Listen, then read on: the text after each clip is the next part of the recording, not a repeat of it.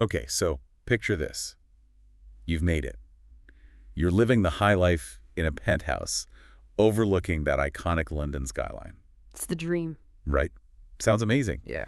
But today's deep dive, there's a twist. We're going behind the scenes of those luxury apartments into the world of leasehold sales in the UK. And we're going to see how one self-employed agent is really shaking things up. Leasehold ownership in the UK, it's not as simple as just buying a place outright. You own the right to live in a property.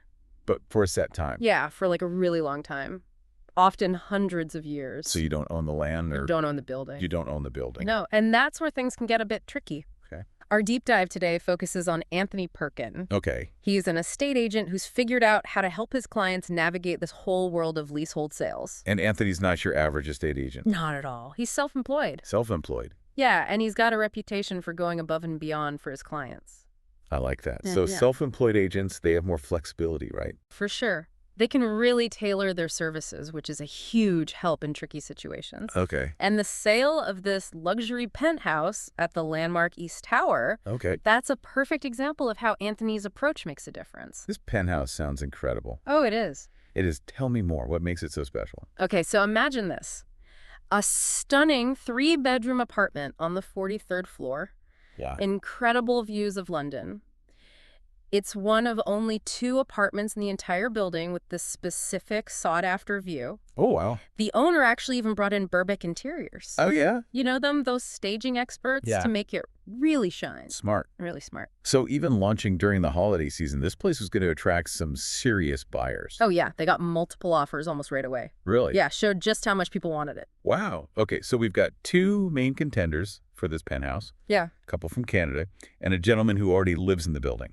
That's right. And that's what makes it so interesting, right? You've got the excitement of the newcomers, and then you've got someone who's already familiar with the building. And maybe even the downsides of the leasehold. Exactly. Yeah. And those downsides, well, they became very, very apparent during the legal process. There was a huge holdup with the management company. Oh, really? Yeah. This is a classic problem in leasehold transactions. Delays caused by unresponsive management agencies. Okay. And this is so important for buyers to check out the management company Oh, yeah, for sure. really thoroughly. In this case, the delays were so bad, the Canadian buyers, they offered £100,000 more than the other bidder, Wow. and they pulled out. Wow. That is a big red flag. It just shows how much power those management agencies have over a sale. It does. And you know what? They were so frustrated, they actually wrote about it in the Financial Times. Oh, wow. Imagine losing your dream home because of red tape. Oh, it's heartbreaking. Heartbreaking. Yeah. That's where Anthony's self-employed status comes in handy. That agility to act quickly and decisively. That's the benefit. It is. Okay, so the Canadian buyers are out of the picture. What about the gentleman from the 38th floor? He was still keen. He'd actually rented and then bought a 2-bedroom apartment in the same building.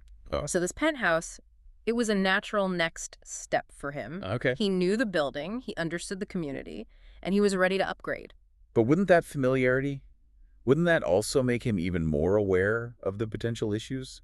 He'd already been living there under their management. Yeah, that's true. Makes you wonder what made him push past those concerns, right? Yeah. Maybe the appeal of this penthouse, it was just too strong to resist. Yeah. Maybe that view. That view, those Yeah. features. Yeah. Or maybe he had faith in Anthony's ability to handle things. Okay. Makes sense. Mm. Well, whatever the reason, it sounds like his financial situation improved. Yeah. And he was ready to make another offer. He was. But there was a slight problem. Okay. What was that? He needed to sell his current apartment first, Okay. his 2-bedroom apartment.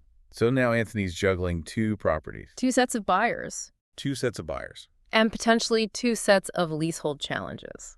This is where it gets really interesting.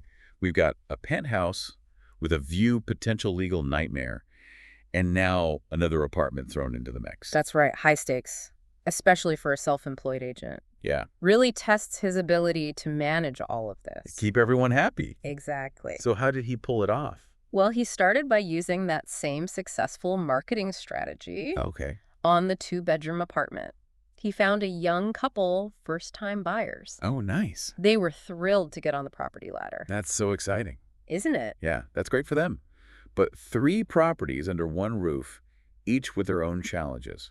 Wouldn't that be a lot for a single agent to handle? That's the question, isn't it? It shows the risks and rewards of Anthony's way of working, juggling multiple transactions. Right. It could mean less dedicated time for each client, Yeah, that's true. but it could also mean more leverage and experience to navigate that market. It's risky. It is. So the two-bedroom apartment is sold. The funds are freed up. Time for the gentleman to finally get his dream penthouse. Right. But of course, there was another hurdle. Of course, there's always a hurdle. It wouldn't be a deep dive into leasehold sales without one more twist. Exactly. This time it was a few things. Disagreements between the solicitors, slow responses from the Tower Hamlets Council, Ugh. a mountain of paperwork. Oh, the paperwork. You see, solicitor disagreements, they're common in leasehold sales, often because of clauses related to service charges or lease extensions. Okay. And these are crucial details. They can really impact a buyer's long-term costs and ownership. Yeah, that's a big deal. It is. So this wasn't just a small hiccup. This was a potential deal breaker. Absolutely. It was causing everyone a lot of stress. Weeks were turning into months. Oh, no. And the dream of penthouse living was starting to feel like a nightmare. Okay, so we're at a standstill. What did Anthony do? Well, this is where Anthony's dedication really shines. Remember, he's not tied down like a traditional agent. Right. He decided to go to the council offices himself. Oh, wow. He wanted to get to the bottom of it and push for a solution. So instead of waiting for emails and phone calls, he took action. Yeah, he knew time was running out. Yeah. His client's dream was on the line. Basically, he was like, I'm not leaving until this is sorted. I love that attitude. Did it work? It did. By going directly to the source, Yeah. he cut through all that red tape and found someone who could actually help. Okay. And it was resolved the next day. Wow. That's amazing. It is. It really shows the power of actually going and doing something and that flexibility that a self-employed agent has. Yeah, He saved the deal he did. by taking charge. It shows how dedicated he is. He knew how urgent it was, and he did whatever it took to get his client into that penthouse. It's a good reminder that choosing the right agent can make all the difference, It can. especially in a market like London where leasehold properties are everywhere. Yeah. This whole story really emphasizes the need for an agent who gets those leasehold sales, who can see problems coming, and who's ready to fight for their clients. But wouldn't this level of involvement in one sale take away from his other clients? He was still managing the sale of the two-bedroom flat, remember? Oh, that's the trade-off, isn't it? Anthony's direct approach got a result for the penthouse buyer, but it does make you think about his bandwidth. Yeah. Could he keep up that level of service for everyone when he's dealing with lots of complex transactions? Yeah, that's a good point. Something to consider. Yeah. Okay, so after all that, we finally have a happy ending. The gentleman got his penthouse, the young couple got their first home, and Anthony's original client finally sold the property.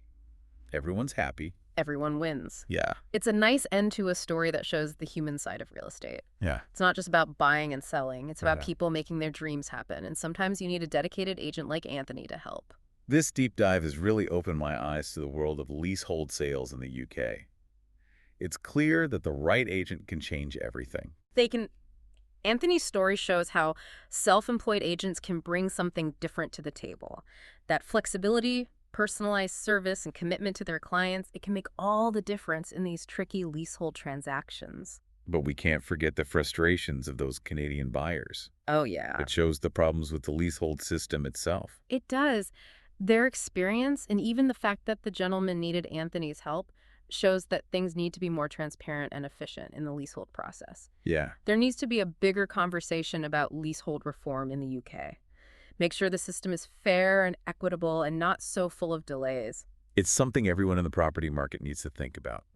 So let's shift gears a bit and talk about the pros and cons of working with a self-employed agent like Anthony, specifically with leaseholds. What are the advantages? Well, as we saw with Anthony, self-employed agents often have more flexibility, Right. more autonomy. They can set their own hours, tailor their services to each client, Okay. and be more proactive in solving problems. Like Anthony taking that trip to the council offices. Exactly. I bet a traditional agent might have been a bit hesitant to do that. Yeah, probably. Mm. That personal touch and dedication that's invaluable in a tricky transaction like a leasehold sale. It is, where delays and unexpected things popping up are so common. Yeah. But wouldn't there be some downsides too? What about resources and support? Don't the bigger agencies have more infrastructure? They do. The bigger agencies often have whole teams for marketing, legal admin stuff. Okay. They Right. might have relationships with solicitors and other professionals already in place. So it's a trade-off. You gain that flexibility and personalized service with a self-employed agent, Right. but maybe you lose out on the resources of a big firm.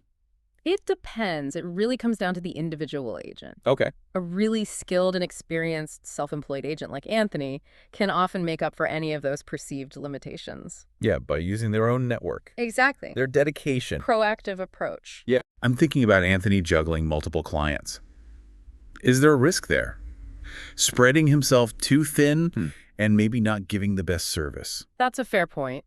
It's essential for any agent, especially those working on their own, Yeah. to manage their workload. Make sure each client gets the attention and support they need.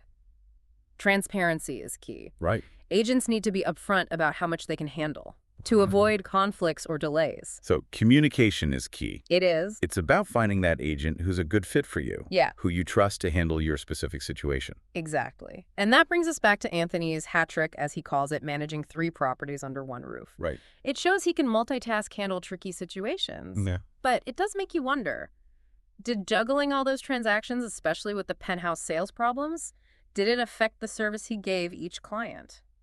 Yeah, that's a good point. Would the young couple buying their first flat have gotten the same level of attention if Anthony wasn't also dealing with that counsel standoff for another client? Right. It highlights the potential challenges of working solo. It's important for potential clients to really consider the agent's workload, experience, communication style Before they sign on. before they sign on. But in this case, Anthony handled all 3 transactions successfully. He did. Suggests a certain level of skill and efficiency. It does. It's a reminder that things are changing in real estate. We're seeing more self-employed agents These are. using technology, building relationships, and offering a more personal touch. It's an interesting trend to watch. It is. As the market keeps evolving, it'll be fascinating to see how those self-employed agents like Anthony adapt and thrive, especially with those complex leasehold sales in the UK. Now, before we wrap up this deep dive into leasehold London, I want to go back to something we talked about earlier, the whole issue of leasehold reform in the UK. Yeah, that's a topic for another deep dive, really. It is. We've seen how the current system can be difficult.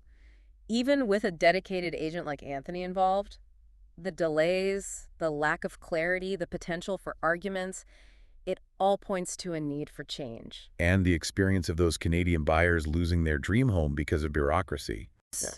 It's a stark reminder of the consequences of these systemic issues.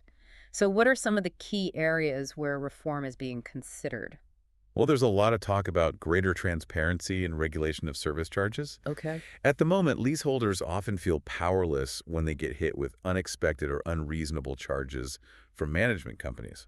And we saw how those charges became a problem during the solicitor negotiations for the Penthouse. We did. It's a reminder that these aren't just small details. They can really affect a leaseholder's finances. They can. Another thing being discussed is the process of extending a lease. Okay. At the moment, it can be complex and expensive, Right. often favors the freeholder. So reform could make it easier and more affordable for leaseholders to extend their leases, Yeah, give them more security and control. exactly. And there's even a movement to get rid of leasehold ownership completely, move towards a system where more people own their properties outright. Wow, that would be a huge change. It would. But it shows how unhappy people are with the current system. It does. This is a debate that's going to go on for a while, and it's one we need to pay attention to. Yeah, it really does feel like a system that needs an overhaul. But for our listeners out there who are thinking about buying a property in the UK, especially a leasehold one, what's the main takeaway here? Well, I think the most important thing is to find an agent who really knows leasehold ownership inside and out. Someone who can spot problems before they happen and who'll fight for you every step of the way. Like Anthony. Yeah, like Anthony. Yeah. He's a great example. It's about more than just finding a salesperson. You need someone who's on your side, a strategist, someone who knows how to deal with the legal stuff. Exactly. Like we saw self-employed agents like Anthony, they can often offer a level of service and dedication that you might not get from those big firms. So it's not just any agent. It's about finding the right one. The right one. Yeah, someone who gets you and your worries, and who has a good track record with leasehold properties. Don't be afraid to ask them questions. Yeah, look into their experience, see how they communicate. After all, you're going to be working with this person through what can be a pretty stressful time. Yeah. This whole deep dive has really shown just how important that agent-client relationship is, especially with all the ins and outs of leasehold sales. It has. And it's a reminder that buying a property, especially a leasehold, it's a big decision. It is. Do your homework, understand the potential issues, and choose an agent who can really guide you through it all. So let's imagine our listeners are in the market for a leasehold property. Yeah.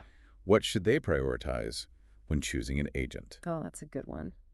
For me, it would have to be a mix of experience, communication, and a genuine commitment to looking out for their clients. Okay. I'd want someone who's been there, done that with leaseholds. Yeah. Someone who keeps me in the loop and who's willing to go above and beyond to protect my interests. And wouldn't you want someone who's honest about how much they have on their plate? We saw Anthony juggling 3 transactions at once. Oh, yeah, for sure. He managed it, but it makes you think about their limits and the need for clear communication. You're right. Transparency is key. Yeah. An agent who's upfront about their workload and any challenges that shows they care about doing things the right way and keeping their clients happy. Well, this deep dive has given us a lot to think about. From those glamorous penthouses to the complexities of leasehold ownership and the importance of having a good agent. We've seen how someone like Anthony can turn problems into wins, making everyone happy. But we've also seen the frustration and worry that can come from a system that's often confusing and complicated. The Canadian buyer's story shows that leasehold sales can be tricky. It does. And it highlights the need for these conversations about reforming the leasehold system in the UK to make it fairer, more transparent, and less likely to have delays and arguments. So to all our listeners, whether you're a property expert or just starting out this deep dive, is a reminder to be careful with leasehold sales. It is. Do your research, ask questions, and choose an agent who can be your guide and advocate. Because in the end, finding the right agent can make all the difference. Absolutely. It can turn what could be a stressful experience into a really positive and empowering one. Couldn't agree more. And on that note, we'll wrap up this deep dive into the world of leasehold London. Thanks for joining us.